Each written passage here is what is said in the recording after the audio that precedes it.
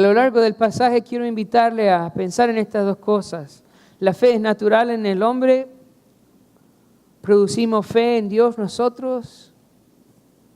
Vamos a ir a Génesis, capítulo 15, versículo 1. Génesis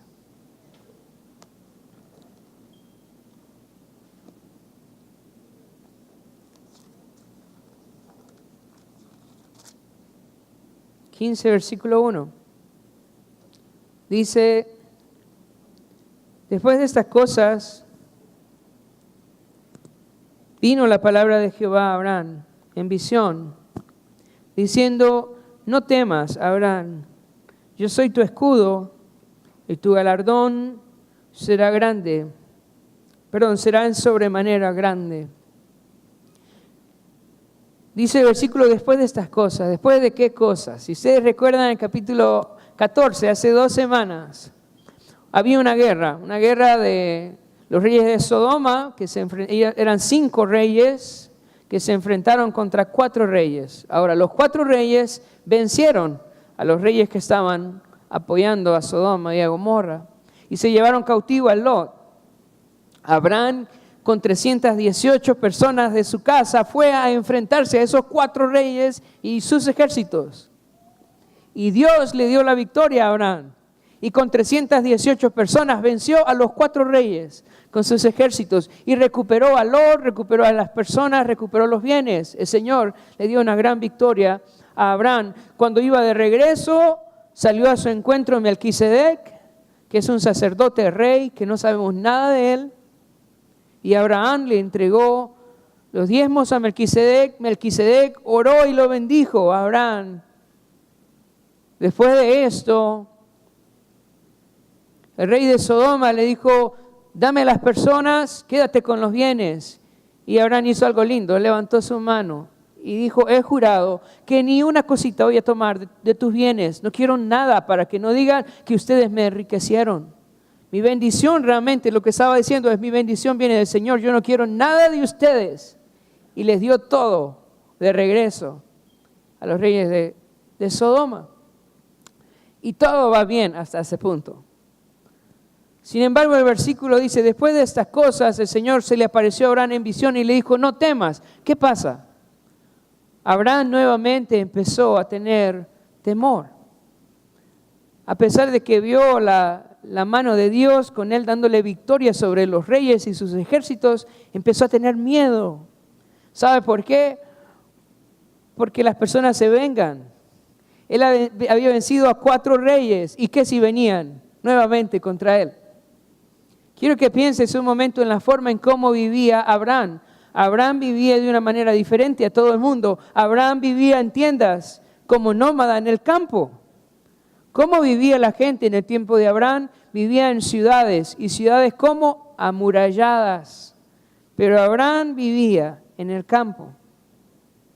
Estaban en un tiempo de guerra. En el capítulo 14 dice que 4 reyes están peleando con 5 reyes. O sea, 9 reinos estaban peleando.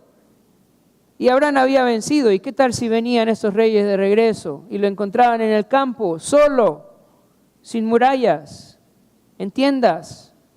¿Y qué pasa con Abraham? Empieza a sentir miedo, temor. Así que el Señor aparece y le dice, no temas, yo soy tu escudo. No temas, yo soy tu muralla. Tú no necesitas una muralla, yo soy tu escudo. Yo soy el que te cuida. Y luego dice, y tu galardón será grande en sobremanera. Ahora, en hebreo la palabra será no aparece. Así que podría leerse, yo soy tu escudo y tu grande galardón.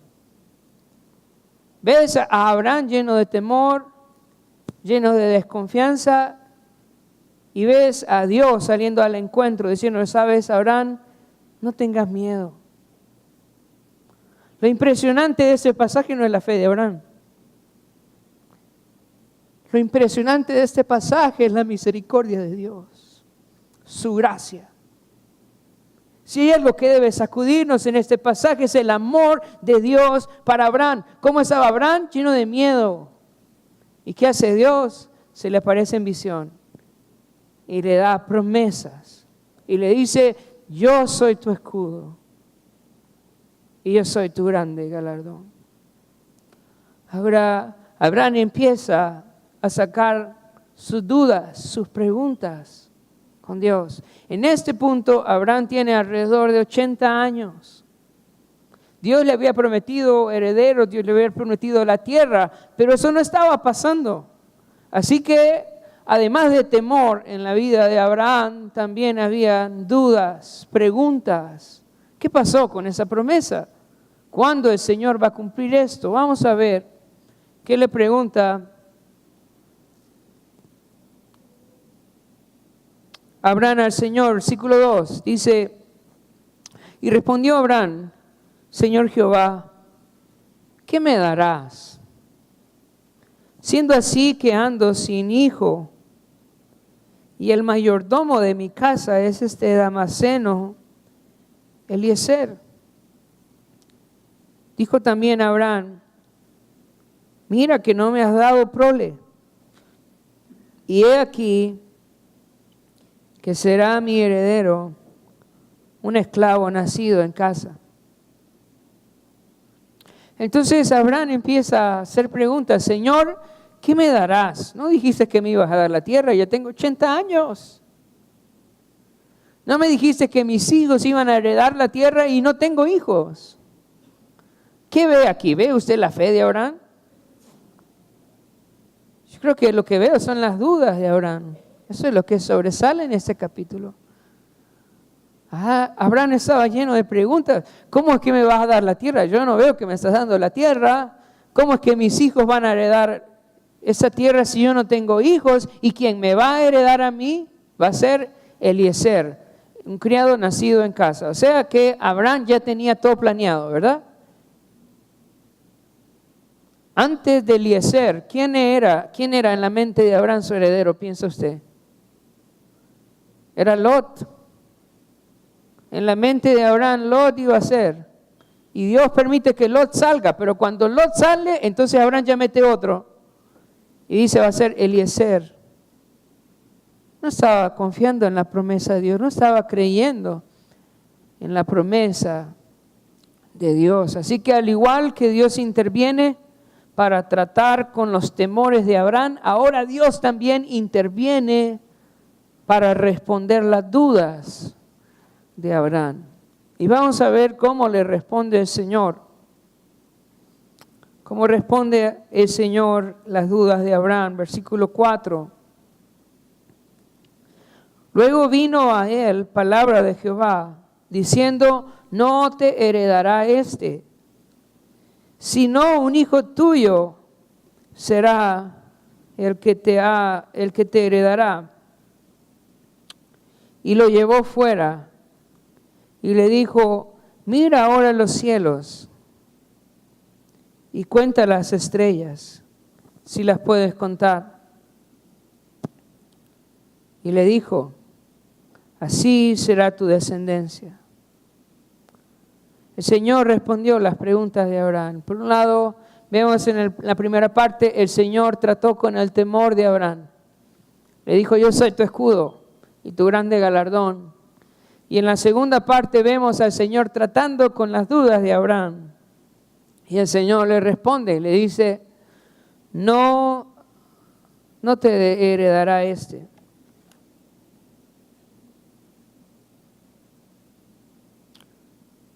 No te heredará hablando del siervo, sino un hijo tuyo te heredará. ¿Y cuál es la idea de un hijo tuyo? Es alguien que iba a salir de sus entrañas, alguien que iba a salir de sus lomos. Entonces el Señor le está diciendo, esa promesa no es figurativa, esto es algo real, esto es algo que va a pasar. Ese hijo saldrá de ti, de tus entrañas.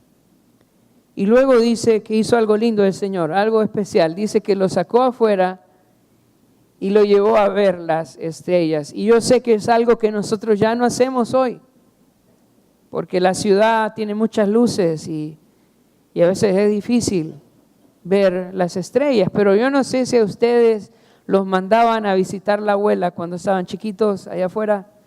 A mí me mandaban en vacaciones a ver a la abuela, ¿verdad? Y allá no había luz y uno en la noche podía ver las estrellas. Y mientras leía eso, estaba recordando eso, cuando iba fuera al campo a ver las estrellas. Y ¿sabes? Dicen que en el oriente las estrellas brillan más. Yo no he estado ahí, cuando esté ahí les cuento, ¿verdad? Pero dicen que en el oriente las estrellas brillan más. Así que el Señor sacó a Abraham y lo llevó a ver las estrellas. Y le dijo, ¿puedes contar las estrellas? Así va a ser tu descendencia. No se puede contar. ¿Puedes ver el trabajo de Dios en la vida de Abraham? Trabajando con sus temores, trabajando con sus dudas. ¿De dónde vino la fe de Abraham entonces? Vino de la obra de Dios, tratando con sus temores, tratando con sus dudas. Ahora sí vamos a ir al versículo 6 y 7. Versículos 6 y 7 dice, y creyó a Jehová y le fue contado por justicia. Y le dijo, yo soy Jehová, que te saqué de Ur de los Caldeos para darte a heredar esta tierra. Entonces, versículo 6 dice que después de que el Señor trató con los temores y con las dudas de Abraham, después de toda esta conversación, Abraham creyó a Dios. Y esa palabra creyó a Dios significa confió, significa se apoyó en el Señor. Por fin, Abraham confió en las promesas de Dios. Este pasaje es muy importante en la Escritura porque nos enseña la razón por la cual nosotros somos salvos, la razón por la cual nosotros somos justificados. En la Escritura es clara y solo hay una razón por la cual nosotros somos salvos. Somos salvos por la fe. Y quiero agregar esto, somos salvos por la fe sola, solo por fe. Muchos han querido enseñar que la salvación es por obras, pero la Biblia claramente dice que la salvación no es por obras, que la salvación es la gracia de Dios, es por gracia de Dios que viene a nuestra vida por medio de la fe. Así que la salvación es por creer en Dios, por la fe sola. Otros han querido añadir también a la salvación, a la fe, las obras. Y dicen, bueno, es por fe más mi perseverancia, es por fe más mi obediencia. Pero la Biblia no enseña eso. La Biblia dice que la salvación es por la fe sola. ¿Debemos obedecer, hermanos? ¿Qué piensan? ¿Debemos ser obedientes? ¿Debemos perseverar en la doctrina de Cristo? Sí. Ahora, ¿por qué somos salvos? Por la fe sola. En el momento en que nosotros confiamos en el Señor, depositamos en el Señor nuestra vida y nuestra eternidad, en este momento nosotros somos salvos por la fe sola. Por la fe sola, porque confiamos en el Señor, en su sacrificio, en su salvación. Confiamos en su palabra. En ese momento nosotros somos justificados. Ahora vamos a pensar en la parte de justificados también. Dice, y creyó a Jehová, y dice, y le fue contado por justicia. Ese pasaje no está diciendo que Abraham era justo. Este pasaje está diciendo que Abraham creyó y su fe le fue contada por justicia. Abraham no era justo. Abraham era una persona pecadora como usted y como yo. Pero Abraham hizo algo. Él creyó a Dios y Dios le imputó su justicia. Le regaló su justicia. Fue un regalo de Dios. Mira qué intercambio este. Él creyó en el Dios que nunca falla. Y Dios, por su fe, le regaló su justicia, su santidad. Le imputó su justicia. No que Abraham lo fuera. Simple y sencillamente Dios lo declaró justo a cambio de su fe. La Escritura, y de pronto puedes anotarlo ahí para algún día te sirva. En la Escritura hay 3 casos de imputación, 3 casos. El primer caso de imputación es el pecado de Adán a todos sus descendientes. La Biblia dice que por cuanto un hombre pecó, todos pecaron. El pecado de Adán fue imputado a todos los hombres. Por eso es que los bebés se portan mal. No es por culpa de los papás, ¿verdad? Vienen ya programados. Si no me cree, le invito a servir en escuela bíblica. Vienen con ese pecado imputado. El pecado de Adán fue imputado en todos los hombres. La primera imputación. ¿Cuántos les gusta esta imputación? Ninguno, ¿no? ¿Cuántos pensamos que de pronto es justa esa imputación? De pronto decimos, bueno, eso no es justo. Pero es real, el pecado nos afecta a nosotros y a los que vienen después de nosotros. Entonces la primera imputación en la Biblia es el pecado de Adán a todos los hombres. Gracias a Dios hay 2 imputaciones más. Escucha eso, la segunda imputación es la imputación de nuestro pecado sobre Cristo Jesús. La Biblia dice que el que no conoció pecado, por nosotros se hizo pecado. Jesús llevó nuestros pecados en la cruz del Calvario. Esta es la segunda imputación. Qué maravillosa esta imputación, que el Señor imputó mi pecado en Cristo. Pero hay una tercera imputación. Y la imputación de la justicia de Cristo a todo el que cree.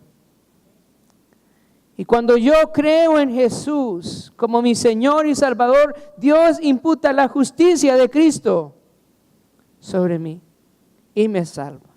¿No es maravilloso eso? ¿A cambio de qué? A cambio de la fe, de confiar en Dios, el Dios que nunca falla. A veces exaltamos la fe, pero no es la fe lo maravilloso. Lo maravilloso es lo que Dios nos da a cambio de nuestra fe, que es su justicia. Eso es maravilloso. ¿Saber qué hice yo? Confiar en el Dios que nunca falla. Eso es maravilloso. ¿No debería ser normal en nosotros? ¿Cuándo te ha fallado Dios? Pero a cambio de eso, el Señor nos da su justicia. Eso sí es maravilloso. Que podemos gozar de la justicia de Dios. ¿Por qué? Porque hemos confiado en Él. Así que cuando llegamos al cielo, lo importante no es mi justicia, lo importante no es mis obras. Lo importante es haber confiado en el Dios que nunca falla. Eso es lo importante, haber puesto mi fe en Jesucristo, haber entregado mi vida y mi eternidad en las manos del Señor. Eso es lo único importante.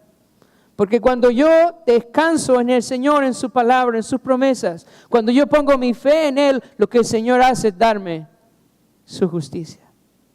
Y eso es maravilloso.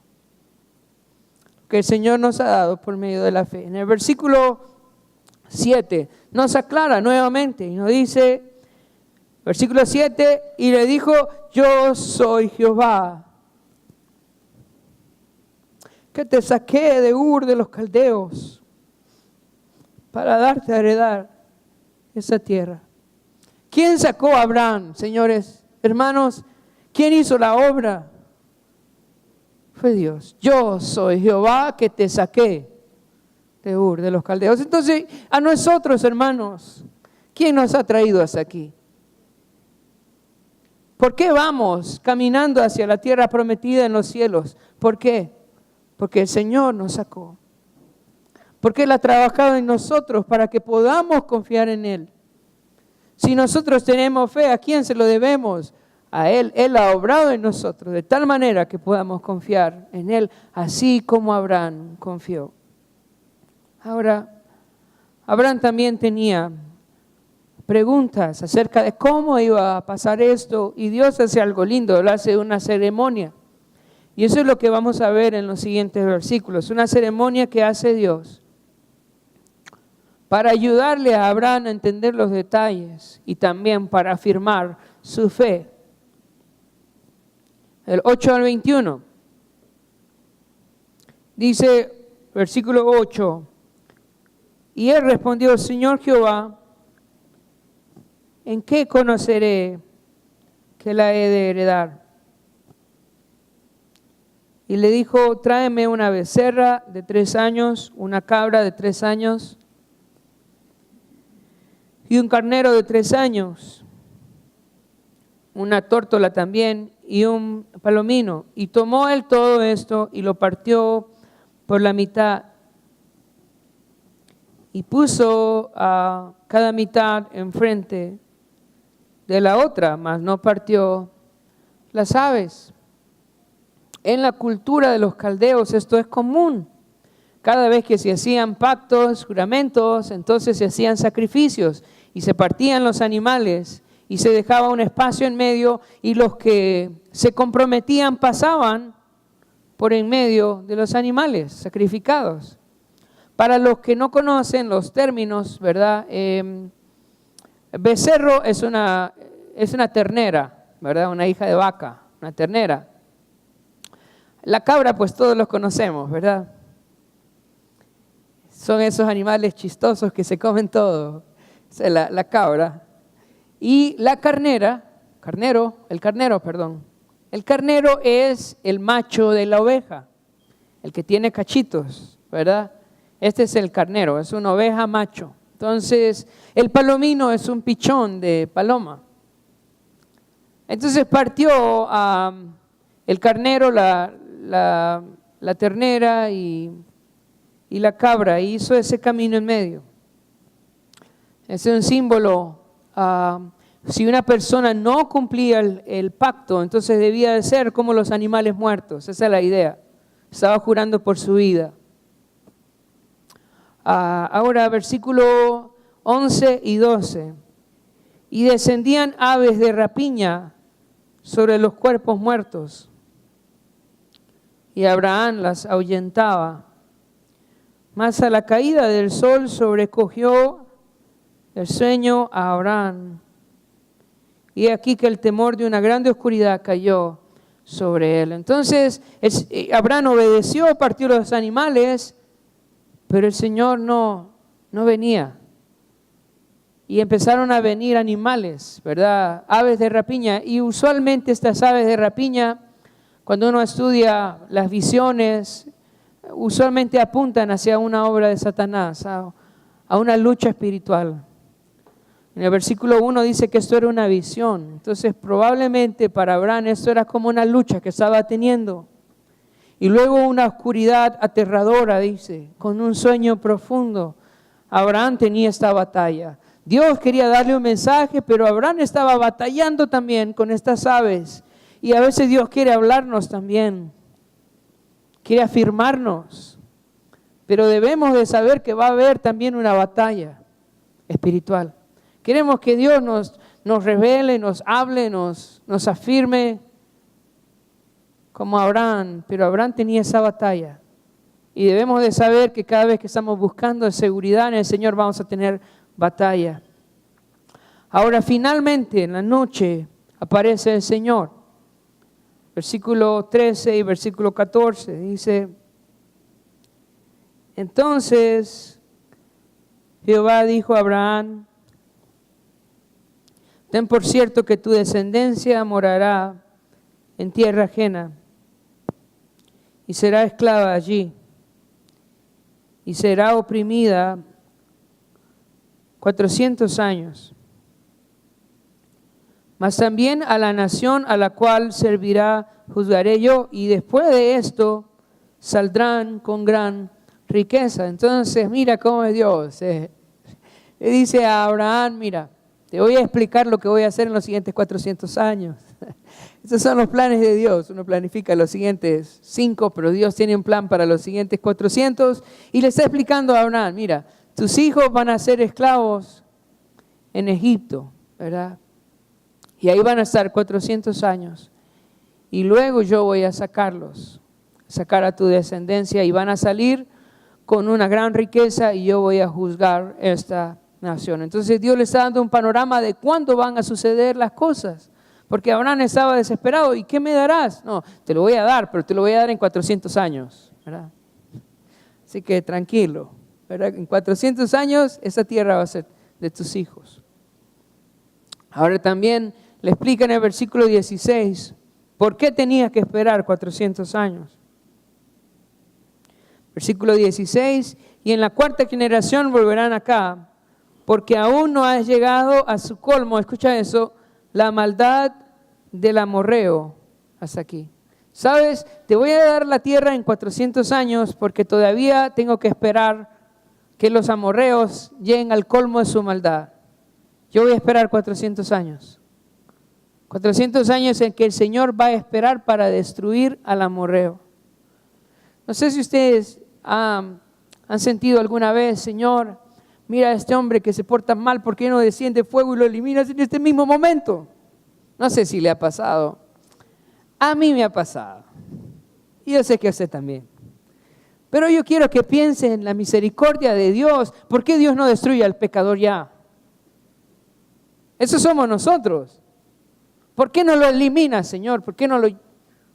Eso somos nosotros. ¿Pero qué dice el Señor? No, ¿sabes qué? No te entrego la tierra porque le voy a dar 400 años a los amorreos para ver si se arrepienten, para ver si cambian.